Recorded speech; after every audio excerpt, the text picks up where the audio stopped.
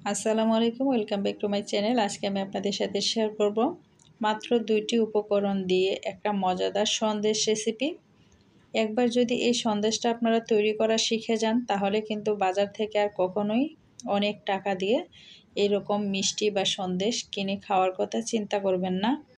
তো চলুন আমি কিভাবে সন্দেশটা তৈরি করি সেটা আপনাদের সাথে শেয়ার করি। সন্দেশ বানানোর জন্য প্রথমে চুলায় একটা প্যান বসিয়ে দিয়েছি আর দিয়ে দিয়েছি 2 টেবিল চামচ পরিমাণ পানি। পানিটা গরম হওয়ার পরে দিয়ে দিচ্ছি 1 লিটার লিকুইড দুধ। সন্দেশ তৈরি করার সময় অবশ্যই প্যানের মধ্যে অল্প একটু পানি দিয়ে পানিটাকে গরম করে নেবেন, তাহলে দুধটা নিচে লেগে যাবে না। চুলার আঁচটা হাই হিটে রেখে এখন আমি দুধটাকে জাল করে নিব। আর এই জাল করতে করতেই কিন্তু দুধটা এক পর্যায়ে গিয়ে অনেকটাই কমে আসবে। আর কিছুক্ষণ পর পর আমি নেড়ে দিব যাতে করে উপরের সরটা মোটা না হয়। আর যদিও সামান্য পরিমাণ সর পড়ে যায়, সরটা কিন্তু নেড়ে চেড়ে দুধের সাথে আবারও মিশিয়ে দিতে হবে। প্রথম কিন্তু অবশ্যই চুলার আঁচটা হাই হিটে রেখে দুধটাকে কমিয়ে নিতে হবে বা জাল করে নিতে হবে। তো দেখতেই পাচ্ছেন দুধটা কিন্তু বেশ অনেকটা কমে এসেছে। এটাকে আরও কমিয়ে নিব, প্রায় আমি 4 ভাগের 1 ভাগ করে নিব।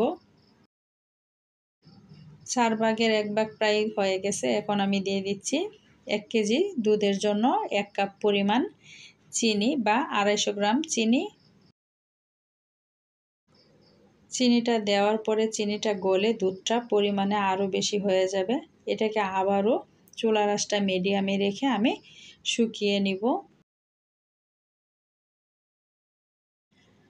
এই অবস্থায় আপনি কিন্তু কোনো রকমই নাড়াচাড়া বন্ধ করতে পারবেন না, অনবরত নাড়তে থাকতে হবে।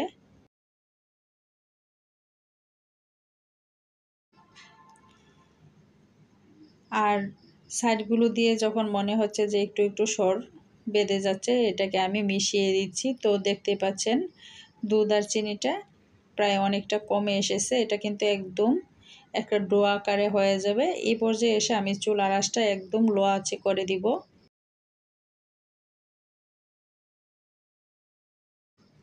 আর এখন মনে হচ্ছে নিচ দিয়ে লেগে যাবে, তো এখন আমি দিয়ে দিচ্ছি হচ্ছে 1 চা চামচ পরিমাণ ঘি।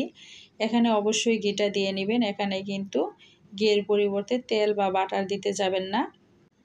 ঘিটা দিয়ে ভালো করে আমি দুধ আর চিনির সাথে মিশিয়ে নিচ্ছি।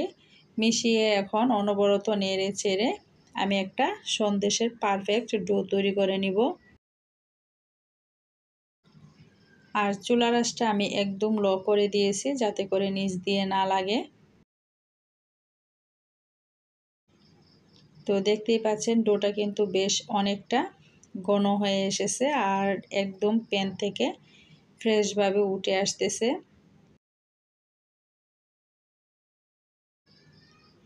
তো এই পর্যায়ে এসে আমি চুলাটা বন্ধ করে দিব।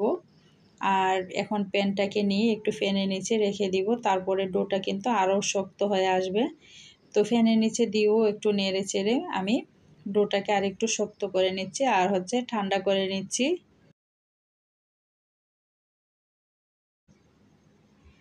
এই ডোটা কিন্তু আপনি হাত দিয়ে ধরতে যাবেন না, কারণ এটা অনেক গরম আছে, হাত পুড়ে যাবে। আর একটু ঠান্ডা হওয়ার পরে এটা অনেকটাই শক্ত হয়ে আসবে, তখন একটু দেখে নেবেন যে এটা ডোটা সন্দেশের জন্য পারফেক্ট হয়েছে কিনা। তো এটা একদম পারফেক্ট হয়েছে, মানে হাত দিয়ে একটু মোট করলে ডো আলাদাভাবে চলে আসে। এখন একটা সন্দেশের সাজ নিয়ে সামান্য পরিমাণ ঘি লাগিয়ে নিয়েছি। এখন অল্প করে ডো নিয়ে 2 হাতে তালুতে রেখে একটু ঘুরিয়ে একটা গোল শেপ দিয়ে নিচ্ছি। তারপরে সন্দেশের সাজের মধ্যে একটু হাত দিয়ে চেপে ধরলেই কিন্তু সন্দেশটা রেডি হয়ে যায়। তো সেমভাবে আমি আরেকটা তৈরি করে দেখাচ্ছি।